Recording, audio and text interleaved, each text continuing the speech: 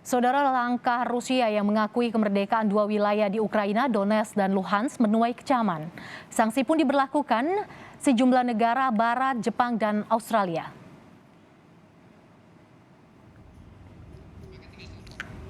Langkah Rusia mengirimkan pasukannya ke Donetsk dan Luhansk dilakukan setelah Moskow mengakui langkah kedua wilayah tersebut memproklamirkan kemerdekaan mereka dari Ukraina. Donetsk dan Luhansk merupakan wilayah di timur Ukraina yang selama ini dikendalikan kelompok pemberontak pro-Rusia. Sekjen PBB, Antonio Guterres, angkat bicara atas insiden ini. Guterres mengaku sampai harus mempersingkat kunjungannya di Afrika. Our world is facing the biggest global peace and security crisis in recent years, certainly in my tenure as Secretary General.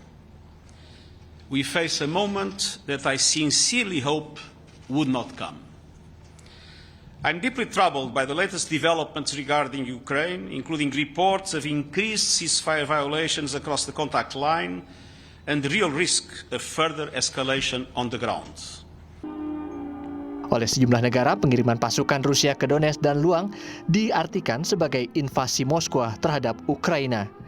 Sanksi pun diberlakukan sejumlah negara, mulai dari Amerika Serikat, Uni Eropa, hingga Jepang dan Australia.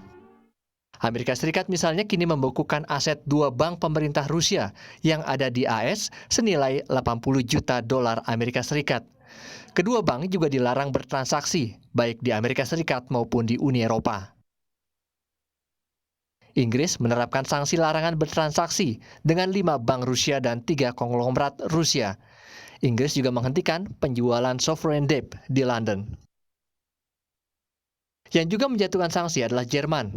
Negeri ini menghentikan proses sertifikasi jalur pipa gas Nord Stream 2 yang melintang antara Rusia hingga ke Jerman. Total proyek pipa gas ini mencapai 11,6 juta dolar Amerika Serikat.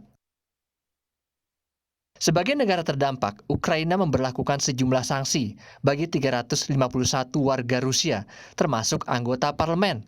Mereka tak diizinkan menjejakkan kakinya di Ukraina. Selanjutnya, 27 negara anggota Uni Eropa yang menjatuhkan sanksi bagi 351 politisi Rusia yang menyetujui kemerdekaan wilayah Donetsk dan Luhansk. Juga 27 pejabat perbankan dan pertahanan Rusia. Jepang dan Australia tak mau ketinggalan menjatuhkan sanksi ke Rusia. Sasaran sanksi adalah individu terkait agresi Ukraina. Rusia juga dilarang menerbitkan surat utang untuk dijual di Jepang.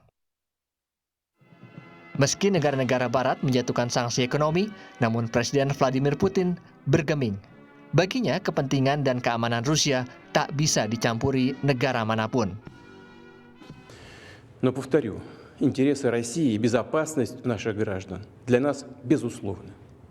Поэтому будем и дальше развивать, совершенствовать армию и флот.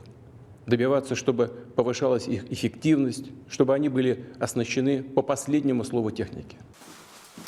Ancaman perang lagi-lagi menjadikan warga sipil menjadi korban. Selain rumah-rumah yang hancur, warga kini harus mengungsi ke tempat pengungsian yang dianggap aman.